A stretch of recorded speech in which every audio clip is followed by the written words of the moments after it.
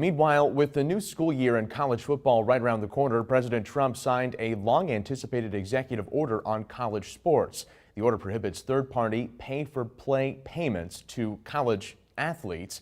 However, the order does allow for endorsement deals. The order also states that revenue-sharing agreements between athletes and schools should be done in a way that preserves women's and non-revenue sports.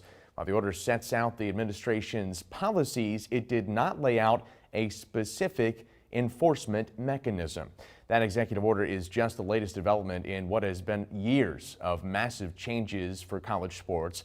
Some of those changes can seem contradictory, and overall it's pretty significant thing to sort through. So to help us with that, we are going to break down this and what it all means, what the executive order means today with Professor Barbara Osborne, a sports law expert and professor at UNC and UNC Law. Professor Osborne, thank you for joining us tonight.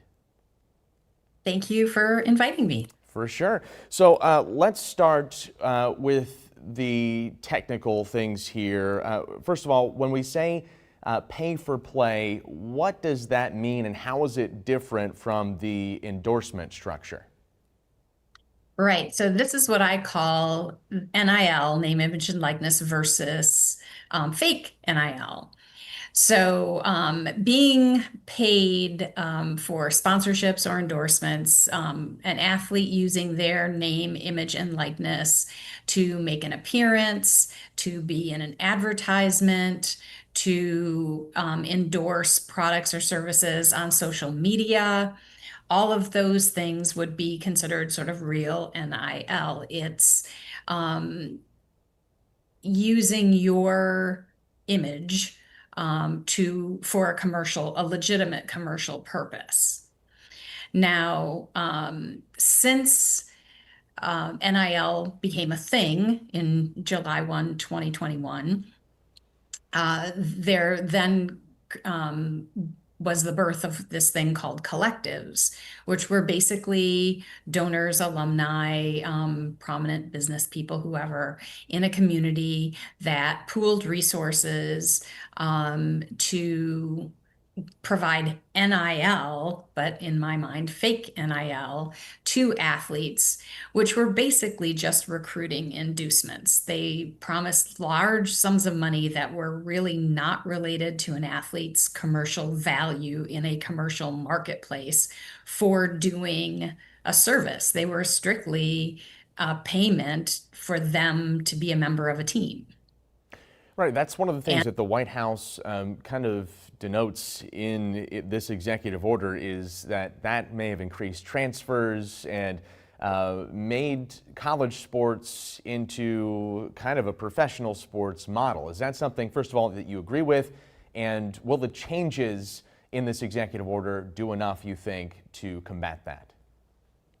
So the executive order, I think, basically supports what the NCAA created in the House settlement, where they've created this Collegiate Sports Commission and then this clearinghouse called NIL Go.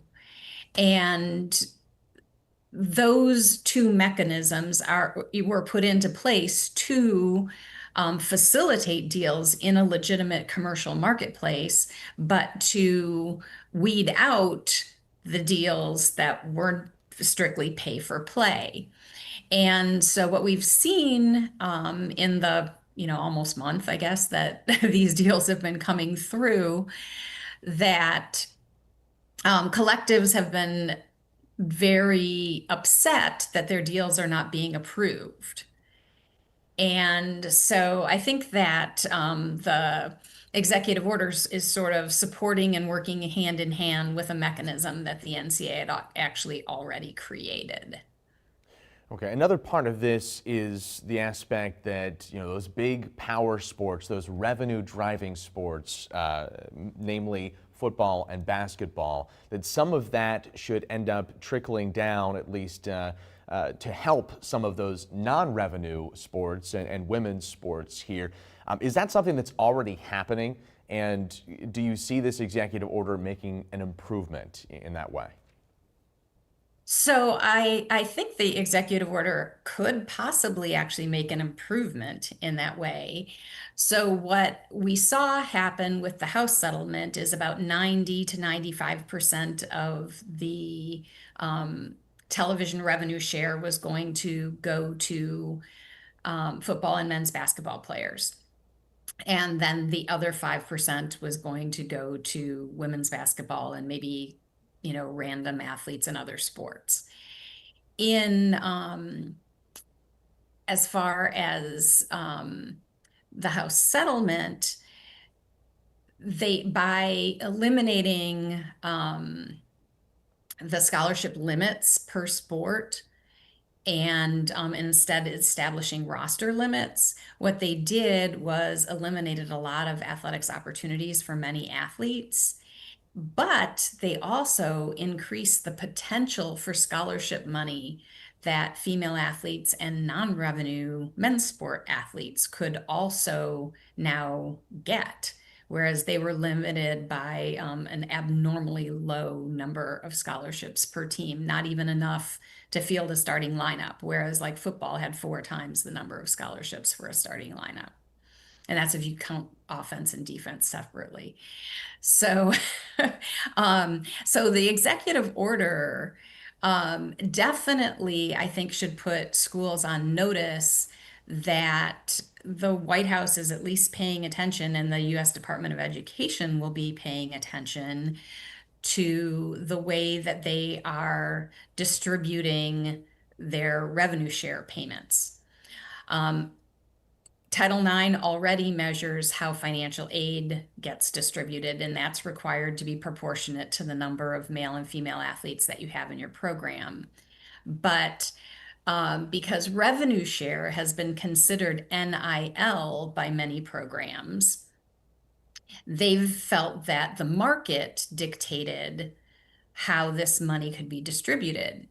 The problem with that reasoning is that there is no NIL right in broadcasts. And so by sharing broadcast revenue, how schools have traditionally looked at that and how Title IX actually requires schools to look at that is that any income that comes into the athletics department needs to be spent in a way that provides equitable opportunities for all of your athletes, male and female. And so by claiming that those broadcast payments or revenue share payments were NIL, they were trying to push that into that real NIL, this is a legitimate commercial marketplace kind of a payment. But they're completely ignoring that college athletics is happening within an higher education environment, and higher education is not professional sport and it's highly regulated. So I think that what the executive order does is actually gives a push or a nudge in the direction to remind schools that you can't just sacrifice your women's and non-revenue men's sports to get into a bidding war relative to your football and men's basketball programs. Right. Well, Professor Osborne, we thank you for trying to make sense of all of this for us and what it's going to mean. Appreciate you being here tonight. Thank you for watching our YouTube channel. Let Spectrum News be your resource for balanced, in-depth political coverage, and click the subscribe button right here. You can also download our app or watch us on TV to learn more about the candidates, where they stand on the issues, and more. We'll see you then.